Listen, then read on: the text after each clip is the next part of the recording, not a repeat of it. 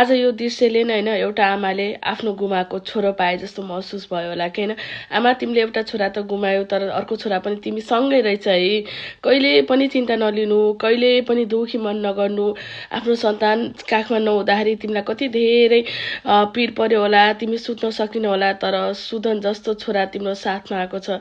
यो दुईटालाई देख्दाखेरि त कसमै आमा छोराको भेट भयो जस्तै भयो के।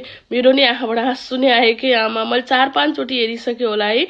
सुदन भाइ तिमी साँच्चै नै महान छौ भाइ। अहिले राष्ट्रपाका धेरै व्यक्तिहरूलाई चाहिँ सिर्फ देश बन्दोस्, जनताले सुख पाओस् भन्ने मात्रै छ के। त्यही भएर सब एकजुट भएर आछ। त्यही भएर प्लिज 12 भाइ मिडिया विरोधीहरू, पुराना दलका नेताहरू सब प्लिज केही समय छोडिदिनुहोस् के। 5 वर्षको लागि छोडिदिनुहोस् के। जसले बनाए नि देशै बनाउने हो नि त हैन। किन विरोध गर्नुहुन्छ? छोडिदिनुहोस् न। तपाईलाई लाग्छ कि यो टिमले हाम्रो नेपाललाई बेच्छ? यदि पुरानै थिए भने चाहिँ बेचलान् भन्ने डर हुन्थ्यो। नदी नाला पुरानाले बेचेका हैनन्, कल कारखाना पुरानाले बेचेका हैनन्। अझै पनि तपाईहरुको बिर्गोमा घाम लागेन। विरोधीहरू झोलेहरू एकचोटि देश सिस्टममा आयो भने कसैको झोला बोक्नु पर्दैन, आफ्नो गरेर खान पाइन्छ।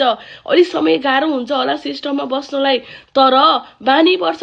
विदेशमा जाँदा हामीलाई पनि त्यस्तै हुन्थ्यो नियममा बस्नलाई, तर बानी पर्यो त खै। त्यही हो, अलि समय गाह्रो होला। झोले दाइहरू अलि समय काम गर्न दिउँ न है, अलि समय डिस्टर्ब नगर्नुहोस् न है। प्लिज देश बनाउन दिन्न प्लिज। हामी सब देश बनोस् भन्ने आशामा लागि परेका छौँ। कति विरोध गर्नुहुन्छ हो तपाईहरूले।